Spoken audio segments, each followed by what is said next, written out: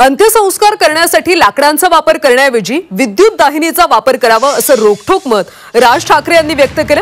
त्यांच्या या भूमिकेला आता पाठिंबा वाढतोय। सह्याद्री वनराईचे संस्थापक आणि अभिनेते सयाजी शिंदे यांनी राज ठाकरेंच्या भूमिकेचं स्वागत केलं। देशात वर्षाला अंत्यसंस्कारासाठी सुमारे 1.5-2 कोटी झाडांची कत्तल केली जाते। ही जंगलतोड रोखण्यासाठी लाकडांऐवजी इतर पर्याय वापरायला हवेत असं सयाजी शिंदे म्हणाले।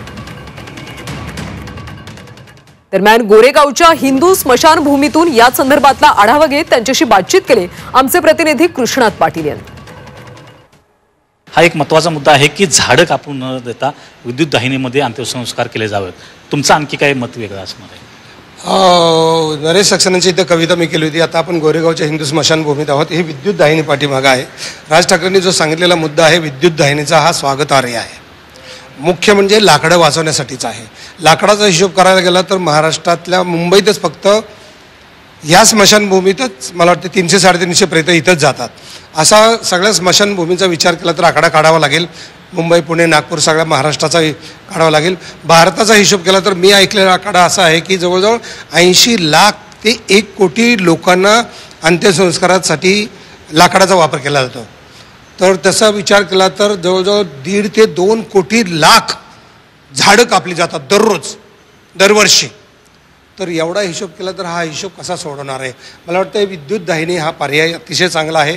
त्याच्या पलीकडे आपल्याला नागपूरचे लिमई आहे, त्यांचा मोक्षकाष्ट हा एक पर्याय आहे। तसंच ते प्रशांत त्यांचा एक गोकाष्ट नावाचा एक पर्याय आहे।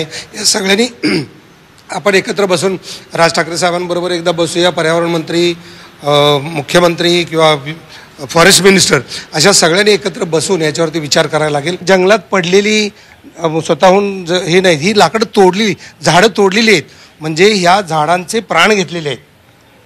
ही झाडं अजून पुढं 50, 100, 200 वर्ष वाढणारी झाडं आहेत, पण केवळ जाळण्यासाठी झाडं पाहिजेत तर त्याच्यासाठी ही झाडं जातात। यांचं बघितलंच वय, ही किती कोवळी झाडं आहेत ना, ही एवढी मोठी होणारी झाडं आहेत। आता ही तोडलीत, अशी दररोज एका माणसाला 350 किलो दररोज, तर ह्याचा हिशोब काढला तर किती होईल? त्यामुळं हा पर्याय लवकर बदलला पाहिजे। लावत तर नाहीच, मनुष्य जातीला गाड्या बंगले घेण्यातच इंटरेस्ट आहे। प्रत्येकानं आपल्या वया इतकी झाडं लावली पाहिजेत मुळात, तर त्याला जगण्याचा अधिकार आहे, तर त्याला ऑक्सिजन घ्यायचा अधिकार आहे। अन्न, पाणी आणि ऑक्सिजन हे फक्त झाडापासून मिळतं ना। किंवा मी नेहमी सांगतो, आईनंतर सगळ्यात महत्त्वाचं काय असेल तर ते झाड आहे। आई नसेल तर तुम्ही नाही, झाड नसेल तर तुम्ही नाही।